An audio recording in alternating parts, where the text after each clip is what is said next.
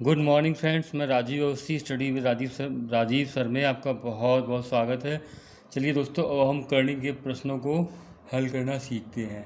अब तक हमने करनी के बारे में फार्मूले कुछ सीखे। करणियों के प्रकार, दो प्रकार होते हैं, सजाती करनी, सजाती करनी, types of surds. And now we will study how we can add and subtract the surds. हम करनी को कैसे योग करते हैं और कैसे उनका अंतर निकालते हैं। तो दोस्तों, मैं आपको थोड़ा सा हिंट दे देता हूँ। अगर हमें कहीं पर करनी में योग करना है तो हम सजाती करनी को ही जोड़ सकते हैं और सजाती करनी का ही अंतर निकाल सकते हैं, जस्ट लाइक एज अलजेब्रा, बीज गणित में चर और अचर की तरह। कुछ प्रश्न मैं आपके सामने लिखे दे रहा हूँ। सिंपली प्रश्न है, उनको आप देख लीजिएगा।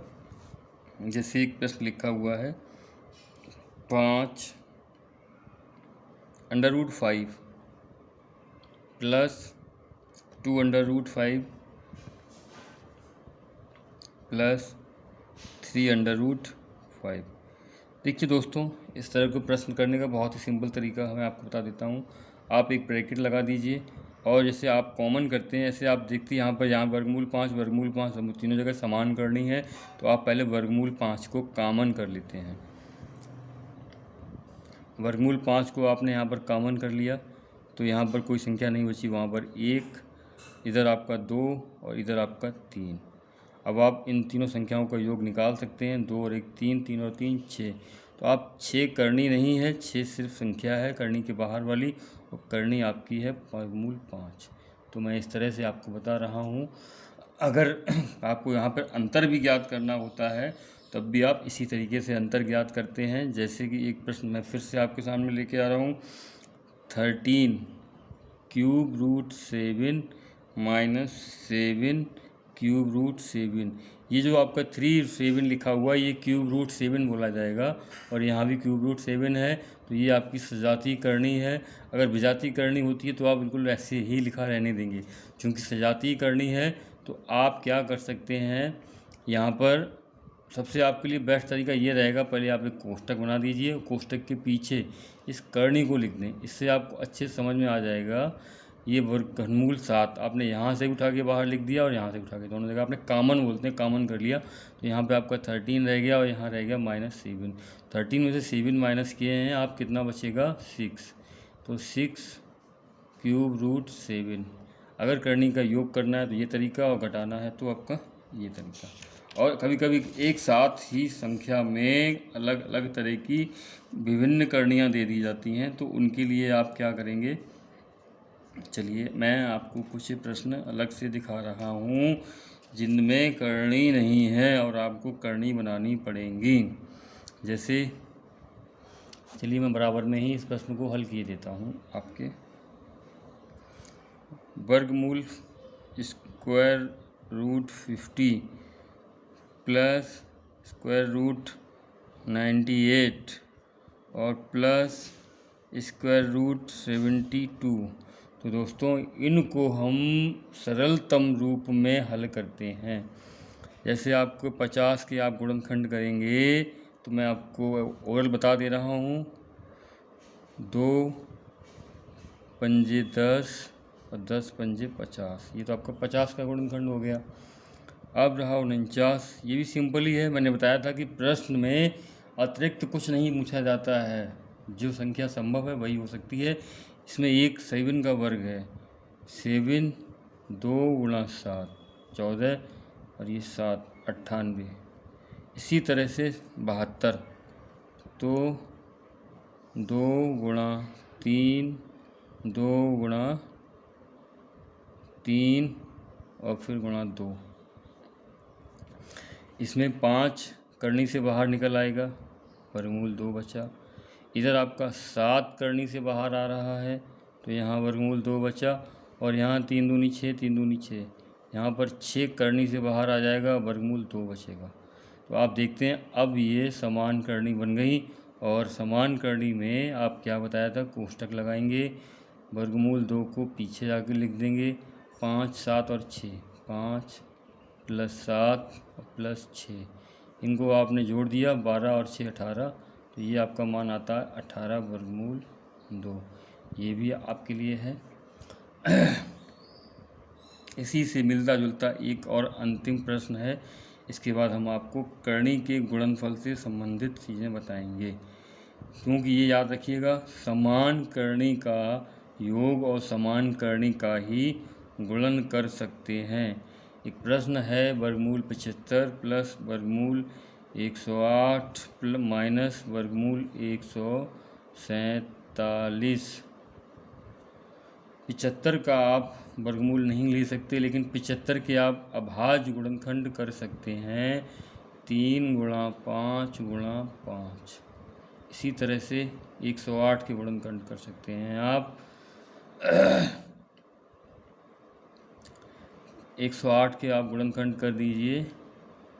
चलिए हम आपको आसान कर देते हैं गुणनखंड करके। 108 दो पंजे 10 दूनी 4 दून 27, फिर आपका 3 एम 27, 3 तिया 9, 3 तिकम 3। तो आपका यहाँ पे आ रहा है 3 दूनी 6, 6 चरंग 36, 36 तिया 108, तो 6 गुणा 6 गुणा 3 और माइनस 147। 147 के भी गुणनखंड होंगे। चलिए आपको यहाँ पे करके दिखा दे रहा हूँ। 3 से 3 चौकू 12, 3 एम 27, 7 सत्ते 49, 7 एकम 7, ये हो गया 7 गुणा 7 गुणा 3।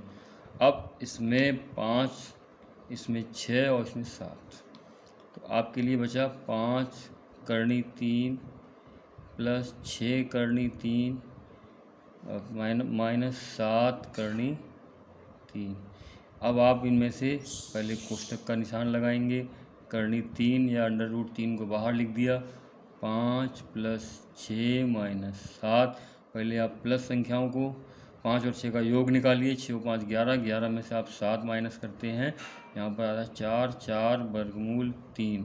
तो ये आपका आंसर आया। यहाँ पर हम सबसे पहले 2-3 चीज़ों पर अधिक जोर देते हैं। एक तो अभाज्य गुणनखंड ज्ञात करना, सरलतम रूप, घातांक में भी उस चीज़ पर जोर दिया जाता है किसी संख्या का सरलतम या निम्नतम रूप लिखा जाए। अगर वो संख्या के गुणनखंड संभावित हैं तो पहले आप गुणनखंड करेंगे और उसमें जो करनी है उस कितने मान सॉल्व हो सकते हैं। एग्जामिनर आपको फंसाने के लिए कुछ ना कुछ नया करता रहेगा। सजातीय करनी का इस समय यहाँ पे एक निष्कर्ष निकल के आया है। सजातीय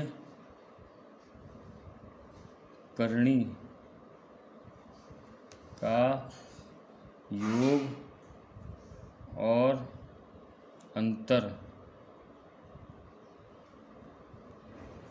ही ज्ञात कर सकते हैं।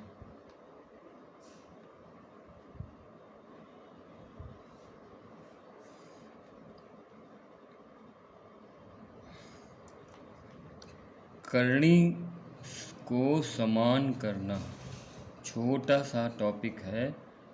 करनी को समान करना,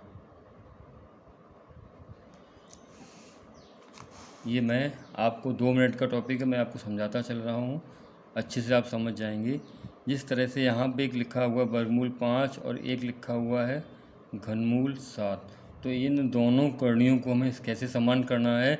जो इनकी करनी घातांक हैं, पहले हम इनको बराबर करना चाह रहे हैं।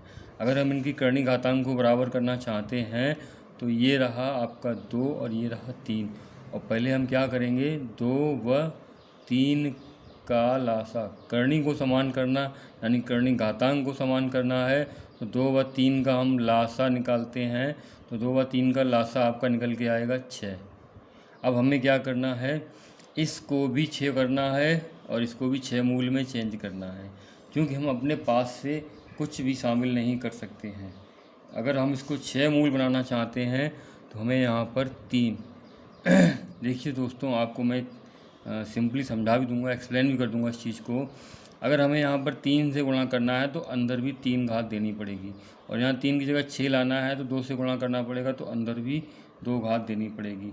यहाँ पर आपकी करनी घातांक 6 रूट, और ये आपका कितना हो जाएगा 125, 5 पंजे 25 पंजे 125, और ये रहा आपका 6 रूट, और ये 7 सत्ते 49। अब ये आपकी समान करणी घातांक हो गई। गुणन में इन्हीं चीज़ों का, दो करणी की अगर तुलना करनी है तो करणी घातांक के आधार पर ही करेंगे, और अगर करणियों का गुणा करना है तो समान करणी घातांक वालों का ही गुणा कर सकते हैं।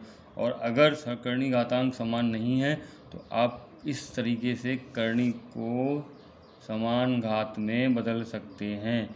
जिस तरह से लिखा है 3 मूल 5 और 4 मूल 3, तो यहाँ पर करणी घातांक 3 और करणी घातांक 4, तो 3 व 4 का लासा, 3 और 4 का लासा आपका आने वाला है 12।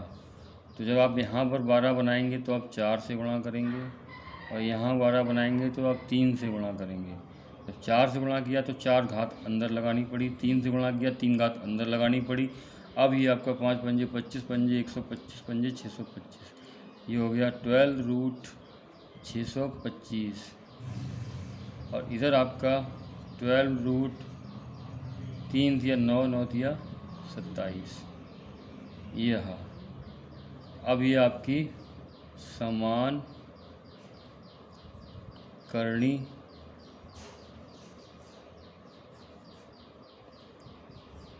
धन्यवाद।